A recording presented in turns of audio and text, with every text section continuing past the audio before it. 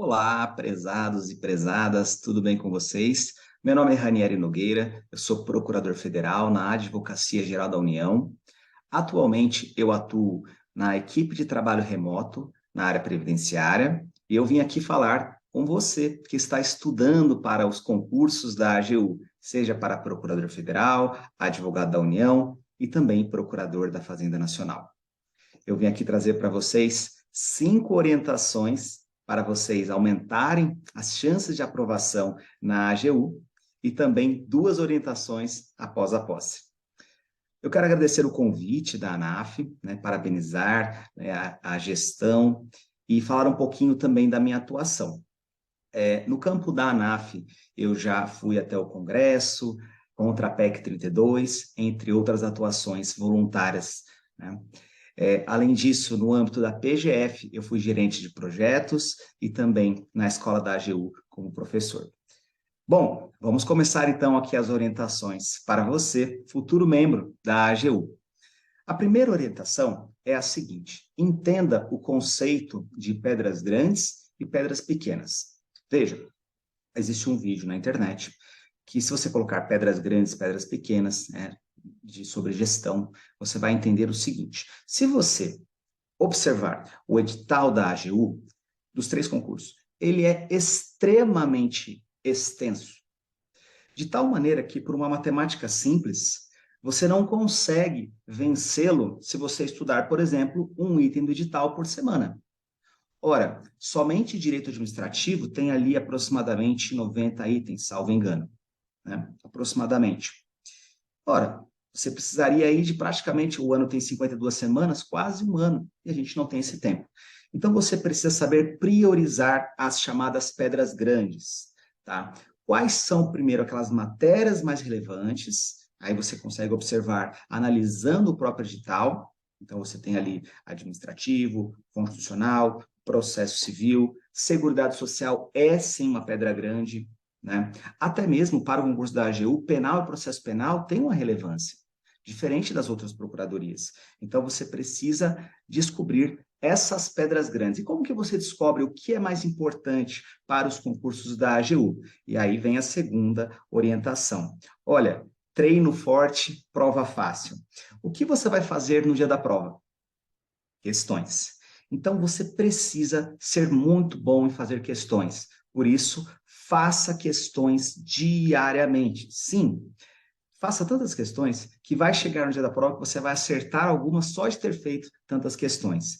E quando você faz as questões, você pode aplicar uma técnica chamada de estudo reverso. Isso permite que você tenha um estudo mais assertivo, um estudo mais direcionado.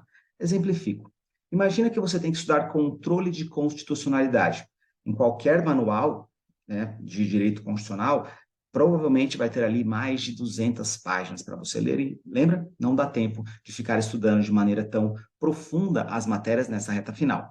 Quando você faz questões sobre controle de constitucionalidade, o que você pode observar?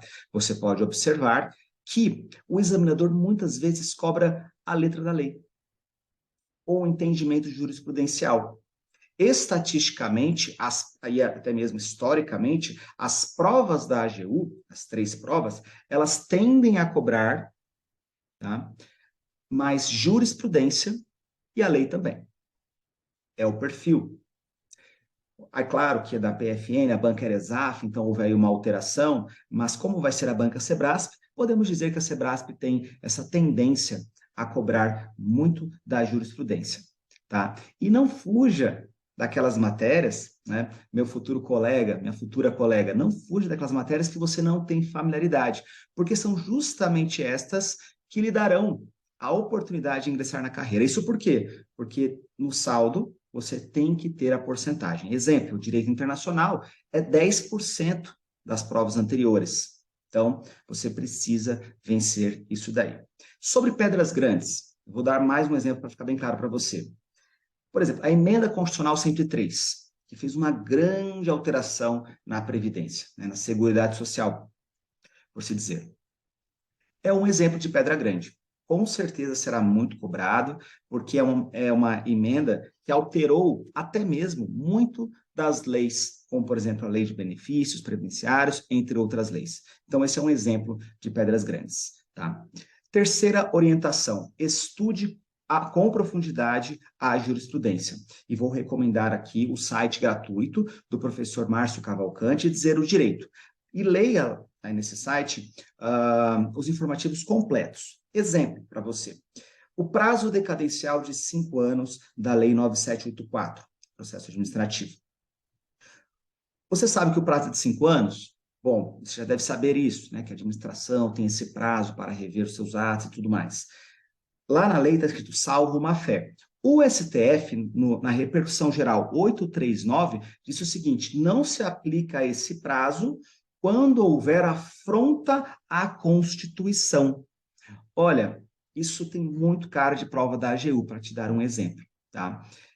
Tanto é que caiu recentemente prova Sebrasp para juízo DF. Então, isso é um exemplo, caiu em vários informativos, inclusive esteve em vários informativos esse assunto, esse tipo de estudo, e aí você vai ver os detalhes do informativo, os detalhes desse precedente, que é muito importante. Orientação número 4, leia a Constituição, leia a lei, a literalidade é importante para você. Você pode ler no Vademecum, ir rabiscando, você pode também ler no próprio Word, você pode pegar, por exemplo, sempre atualizado, tá? Sempre vai lá no site do Planalto, coloca lá, por exemplo,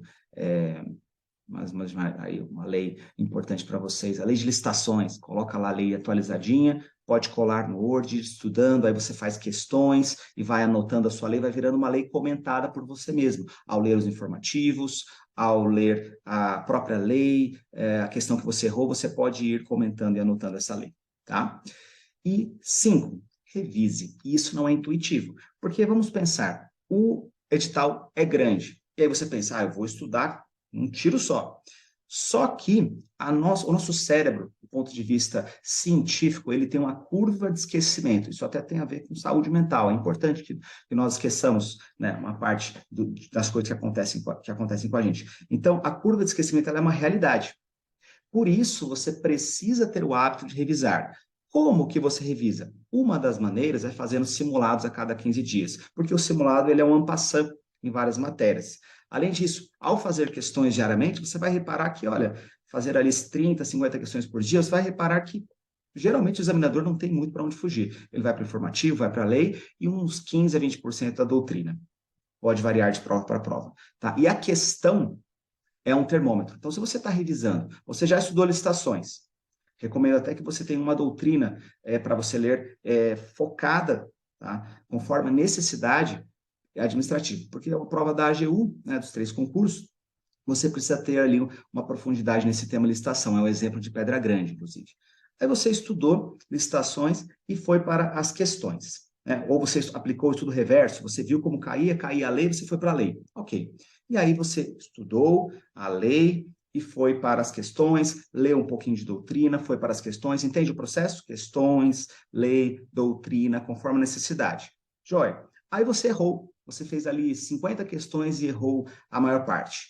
Pronto, aí é o momento de você revisar a matéria, estudar um pouco mais. As questões, elas servem de termômetro. E agora, né, passadas essas 5 orientações, vem as 2 orientações após a posse. A primeira é, logo após a sua posse, né, associe-se à ANAF, participe das causas da carreira, ok?